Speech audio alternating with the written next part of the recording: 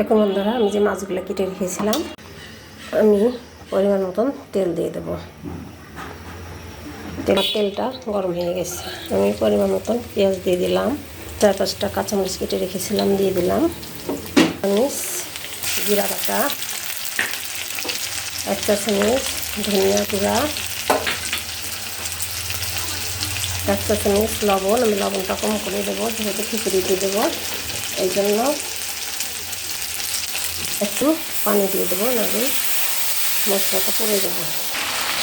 বন্ধুরা, আমার মশলাটা তেলের করে অনেক সুন্দর করে ভাজা হয়ে গেছে। পানি সবাই দিয়ে দেবো। মতো এক এক করে সবগুলো মাছ দিয়ে দেবো। মাছগুলো দেওয়া হয়ে গেছে। আমি আস্তে আস্তে মশলার সঙ্গে এখন আমি একটু পানি দিয়ে দেবো, সিদ্ধ হয়ে যাবে। পানিটা দিয়ে দিয়েছি, এখন আমি ঢেকে দেবো মাছটা হওয়া পর্যন্ত। দেখুন বন্ধুরা, আমার মাছটা কি সুন্দর হয়ে গেছে। বন্ধুরা, মাছটা অনেক সুন্দরভাবে হয়ে গেছে। তো এখন আমি চুলাটা, দেখুন বন্ধুরা, আমি এখানে চাউল নিয়েছি 1 কেজি, ডাউল নিয়েছি 1/2 কেজি। তো আমি চাউল ডাউল দিয়ে একসঙ্গে মিশিয়ে ভালো করে ধুয়ে নেব। পরিমাণ মতন পেঁয়াজ, আমি 10-12টা কাঁচামরিচ কেটে রেখেছি। যেহেতু আমি এখানে 2 চা চামচ আদা বাটা,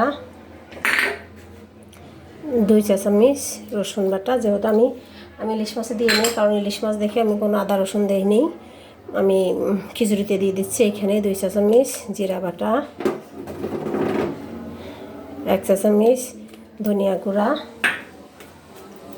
1.5 চা চামচ হলুদের গুঁড়া, 1.5 চা চামচ লবণ। লবণটা পরে দেখে দেব। এখানে 2-3 টুকরা দারচিনি এবং 7-8টা এলাচ দিয়ে দিলাম। আমি ছোটো 4-5টা তেজপাতা দিয়ে দিলাম। পরিমাণ মতন তেল দিয়ে দেবো।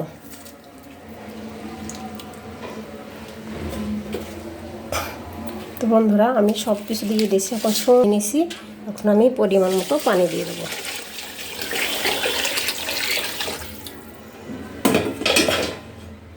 পরিমাণ মতো পানিটা দিয়ে দিলাম, আমি দিয়ে দিয়েছি। ঢেকে দেবো, ঢেকে দিলাম।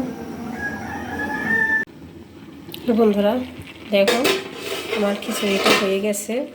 হ্যাঁ, এবার যদি আপনাদের আমার চ্যানেলটা ভালো লেগে থাকে তাহলে সাবস্ক্রাইব করবেন এবং লাইক কমেন্ট শেয়ার করবেন, আমার পাশে থাকবেন, সাপোর্ট করবেন।